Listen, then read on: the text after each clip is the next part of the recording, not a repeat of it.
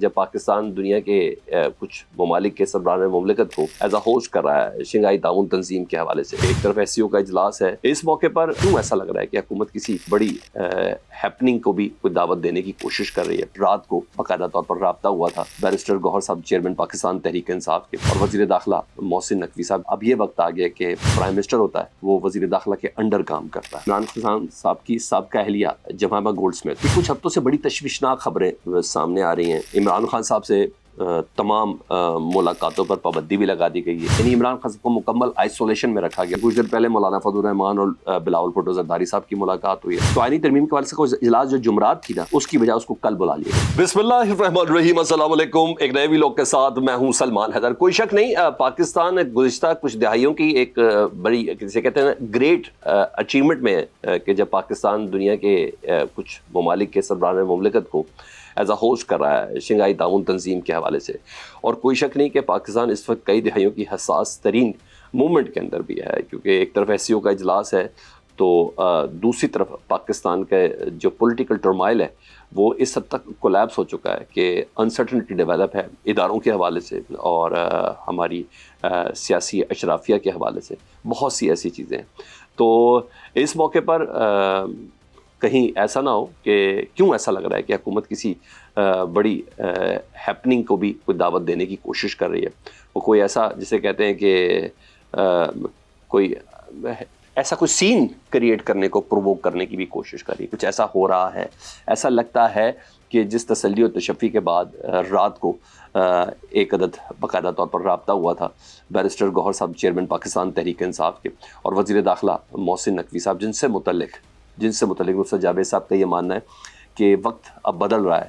اب یہ وقت آ گیا کہ جو پرائم منسٹر ہوتا ہے وہ وزیر داخلہ کے انڈر کام کرتا ہے، یعنی انہوں نے بتا دیا کہ پاکستان میں اس وقت جتنی بھی پاور سینٹرک معاملات ہیں وہ محسن نقوی کے راستے سے ہی ہو کر گزر جاتے رکھتے ہیں۔ اور اب مجھے اور آپ میں کسی قسم کی دو رائے ہے نہیں کہ محسن نقوی صاحب کو ہر خاص و عام ہر بڑے سے چھوٹا حلقہ، چاہے اداروں کے اندر ہو چاہے اداروں کے باہر، ان کو اسٹیبلشمنٹ کا نمائندہ ہی تصور کیا جاتا ہے۔ ایسے موقع پر ایک بڑی اسمارٹ موو ہوئی ہے اور جسے کہتے ہیں نا، اس کو براڈ سینس کے اندر اگر آپ اس کو دیکھیں تو this is not a small thing. جب پاکستان میں بین الاقوامی مندوب موجود ہیں، جب مندوب خود کہہ رہے ہیں کہ ایکسپیکٹ کیا جا رہا ہے کہ اسلام آباد کی طرف کسی قسم کا کوئی احتجاج ہونا ہے، آپ کے پولیٹیکل رہنما جیل کے اندر ہیں، ان کو آئسولیٹ رکھا گیا ہے، اس سارے سین میں اگر آپ دیکھیں تو عمران خان صاحب کی صحت کے حوالے سے ایک اہم ڈیولپمنٹ ہوئی ہے۔ اور عمران خان صاحب کی سابقہ اہلیہ جمائمہ گولڈ اسمتھ، جی ہاں، انہوں نے بہت اہم اور براڈ سینس میں ایک ادھر ٹویٹ کیا، اور ٹویٹ پہ جسے کہتے ہیں کہ اس کے اتنے پر آئے ہیں، اس کو ذرا غور سے سنا جائے تو چیزیں کافی ڈفرینٹ نظر آتی ہیں۔ پھر آتا ہوں میں آئینی ترمیم کی طرف کہ وہاں بھی جسے کہتے ہیں حکومت کے جو ایسے اقدامات ہیں وہ بتا رہے ہیں کہ کچھ حکومت سینس ایکسٹرا آرڈنری ہی کر رہی ہے۔ وہ کہتی ہیں جمائمہ صاحبہ کہ کچھ ہفتوں سے بڑی تشویشناک خبریں سامنے آ رہی ہیں میرے بچوں کے والد عمران خان صاحب سے متعلق کہ جیل میں ان کے ساتھ جو سلوک کیا جا رہا ہے وہ اچھا نہیں ہے۔ عمران خان صاحب سے تمام ملاقاتوں پر پابندی بھی لگا دی گئی ہے۔ یہ تمام خبریں بالکل درست ہیں جی، اور عدالتوں نے ان کے کیسز سے متعلق سماعتیں تک روک دی ہے۔ یس، دس از آلسو 3 سے 18 اکتوبر تک تمام سماعتیں ہی عمران خان صاحب کی کیسز کی ملتوی ہیں۔ تو اور وہ کہتی ہیں کہ ہفتہ بار جو میرے بچوں سے ملاقات فون پہ بات ہوتی تھی عمران خان صاحب کی قاسم اور سلمان سے، تو وہ بات بھی نہیں کرنے دی جا رہی۔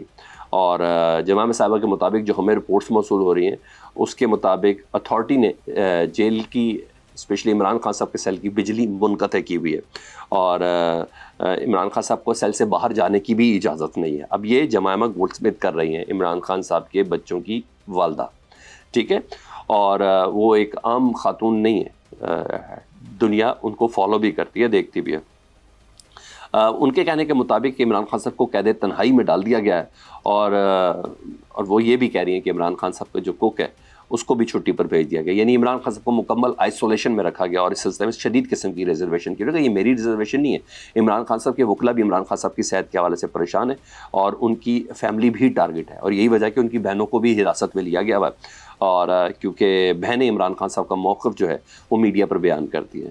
تو عمران خان صاحب سے متعلق جمائمہ خان نے باقاعدہ طور پر رہائی کا مطالبہ کر دیا. اور یہ پہلی بار جمائمہ خان صاحبہ کی طرف سے ہوا ہے جی, جمائمہ گولڈ اسمتھ صاحبہ کی طرف سے ہوا. وہ کہتی ہیں as a matter of urgency we are calling for Imran Khan release for his sisters and nephew, یعنی عمران خان صاحب کی ان کے بچوں سے بات بھی کرائی جائے, وہ کہتی ہیں, تاکہ پتہ چل سکے. میں مطالبہ کرتی ہوں عمران خان صاحب ان کی بہنوں کو اور ان کے جو بھانجا ہے اس کو رہا کیا جائے. خیر وہ سیدھا سیدھا لکھ رہی ہیں اور ساتھ انہوں نے ریکویسٹ کی ہے کہ میرے اس ٹویٹ کو آرٹی کریں, یعنی ری ٹویٹ کریں, زیادہ سے زیادہ کریں تاکہ ایک پریشر بڑھایا جا سکے. تو مجھے ایسا لگتا ہے کہ جمائمہ خان صاحبہ نے بین الاقوامی دنیا ان کو فالو کر دیا. انہوں نے میڈے والی پوزیشن, عمران خان صاحب کی صحت, عمران خان صاحب کی کنڈیشن, عمران خان صاحب کے جیل میں رکھے جانے, عمران خان صاحب کی وکلا تک رسائی نہ ہونے, عمران خان صاحب کی ڈاکٹرز تک رسائی نہ ہونے, عمران خان صاحب کی فیملی تک رسائی نہ ہونے کے حوالے سے انہوں نے مے ڈے کی صورتحال کو کال کر دیا ہے. اب دیکھتے کہ ہوتا کیا ہے.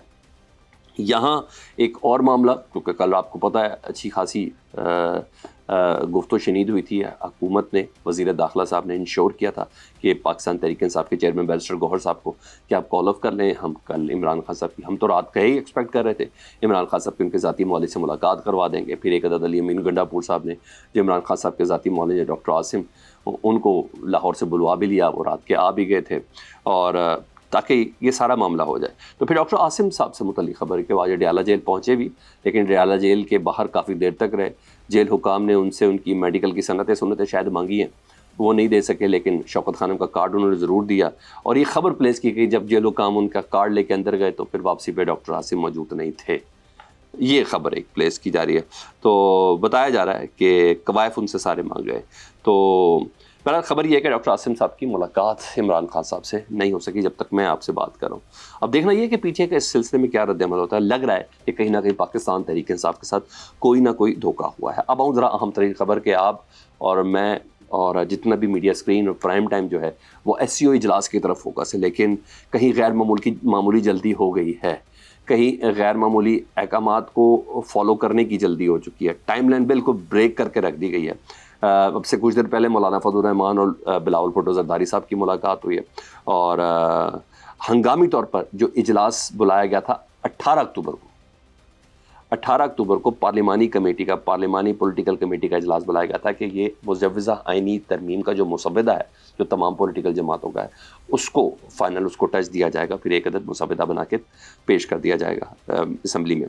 تو آئینی ترمیم کے حوالے سے اجلاس جو جمعرات تھی نا, اس کی بجائے اس کو کل بلا لیے گئے. کل بروز بدھ اس ہنگامے جا کر یہاں ایس سی او کا اجلاس ہو رہا ہوگا, یہاں آئینی کمیٹی کا اجلاس ہو رہا ہوگا. ٹھیک ہے, یہ آپ نے ذرا ٹائم لائن ذرا چیک کریں. جمعرات کی بجائے اس کو بدھ کو بلا لیا گیا. پاکستان تحریک انصاف کو بھی دعوت دی, تو پاکستان تحریک انصاف نے ایس سی او کے اجلاس کے دوران, میں پھر بتا رہا ہوں, انہوں نے اس دعوت میں شرکت کرنے سے انکار کر دیا. انہوں نے کہا آپ نے جمعرات کی تاریخ دی تھی اجلاس, یہ اچانک آپ نے بدھ کو کر دیا ہے. میں یعنی چیئرمین جو بیرسٹر گوہر صاحب ہیں, وہ صاحبزادہ حامد رضا اور عمر ایوب صاحب, وہ تو شہر میں ہی نہیں ہے. How come? تو یہ جان بوجھ کے ایک ٹرکی سی گیم کی گئی کہ پاکستان تحریک انصاف کو اس اجلاس کے اندر شامل نہ کیا سکے. دوسری خبر اہم یہ ہے کہ جو آئینی ترمیم کے مسودے کی منظوری تھی, تو جس دن یہ ترمیم یہ جو ایک آئینی کمیٹی جو بنی تھی, پارلیمانی کمیٹی بنی تھی, یعنی جمعرات کے دن اس کا اجلاس ہونا تھا, اس کو بدھ کو کر دیا. اور جس دن یہ اجلاس ہونا تھا جمعرات کو, اس دن آئینی ترمیم کے مسودے کے لیے قومی اسمبلی یعنی پارلیمنٹ کا جوائنٹ سیشن طلب کر لیا گیا ہے. 17 اکتوبر کو جوائنٹ سیشن طلب کر لیا گیا ہے. اور اس سلسلے میں بتایا جا رہا ہے کہ مولانا فضل الرحمان صاحب کے علاوہ بھی حکومتی اتحادی جو ہیں وہ یہ دعویٰ کریں کہ مولانا فضل الرحمان صاحب کے بغیر بھی ہماری جو حکومتی عددی گیم ہے وہ پوری ہو چکی ہے. پتہ نہیں یہ بلف ہے یا کیا ہے, لیکن بہرحال کہا تو یہ جا رہا ہے. اور لیکن یہ بھی کہا جا رہا ہے کہ مولانا صاحب کے بغیر ہم کرنا نہیں چاہتے, مولانا صاحب کو شامل رکھنا چاہتے ہیں. اور مولانا فضل الرحمان صاحب مسودے کے معاملات کے طے پا جانے کے حوالے سے, یعنی انڈرسٹینڈنگ کے بہت قریب ہونے کے حوالے سے تو کل ویسے بھی دعویٰ کر چکے تھے, لیکن وہ نواز شریف صاحب سے ملاقات کر کے باقی چیزیں فائنل کریں. ایک تو بلاول سے بھٹو صاحب سے آج ملاقات تھی, اور پھر کل نواز شریف صاحب سے ان کی جو ملاقات ہے نا, اس ملاقات کے بعد چیزیں مزید ہیں. میرا خیال ہے وہ مولانا فضل الرحمان صاحب اس باری سیدھا نواز شریف صاحب سے کوئی گارنٹی لینا چاہتے ہیں. یہاں یہ چیز ہے. اب آئی وہ 17 اکتوبر, یعنی 17 اکتوبر کو آئینی ترمیم باقاعدہ طور پر ہمارے صدر پاکستان صاحب نے, آصف علی زرداری صاحب نے, انہوں نے اسمبلی بھیج دی, سمری موصول ہو گئی جوائنٹ سیشن کی پارلیمنٹ کی. اب بروز جمعرات جی ہاں یہ ترمیم ہو جائے گی.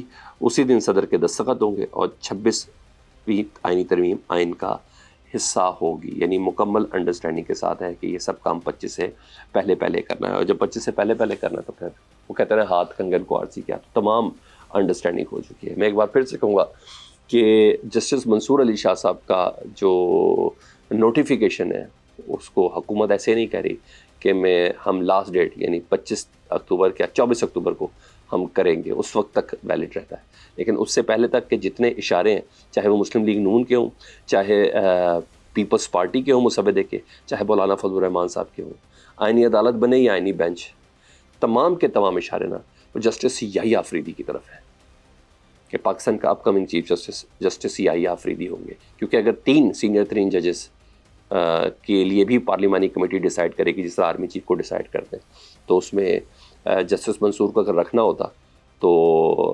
یہ ایکٹ آتا ہی نہ، اور باقاعدہ پریکٹس اینڈ پروسیجر کمیٹی نہ بنتی اگر جسٹس منصور علی شاہ صاحب کو اپ کمنگ چیف جسٹس بنانا تھا، اور اگر جسٹس منیب کو بنانا تھا تو جسٹس منیب کو پھر پریکٹس اینڈ پروسیجر کمیٹی سے نکالا کیوں جاتا؟ تو تمام اشارے ہیں تیسرے سینئر پیونی جو جج ہوں گے، تیسرے وہ جسٹس یحییٰ آفریدی ہوں گے، تو کہیں نہ کہیں ڈاٹس ملائیں تو یہ تمام راستے جسٹس یحییٰ آفریدی صاحب کے لیے راہ ہموار کر رہے ہیں۔ تو یہ پوزیشن ہے، اللہ پاکستان کو اپنے حفظ و امان میں رکھے۔ ہاں، مسلم لیگ نون کے دھڑے بھی اب اس بات کو مان رہے ہیں کہ عمران خان صاحب یا پاکستان تحریک انصاف نے جو 15 اکتوبر کی جو کال ہے نا، یہ دوست ملک کے سفارت خانے نے پاکستان تحریک انصاف سے رابطہ کیا، اور رابطہ کرنے کے بعد یہ جو کال ہے اس کو مؤخر کیا ہے۔ اور دوست ممالک میں ایک تو چین ہو سکتا ہے اور ایک سعودی عرب ہو سکتا ہے، اور مجھے ایسا لگتا ہے سعودی عرب ہے۔ Thank you.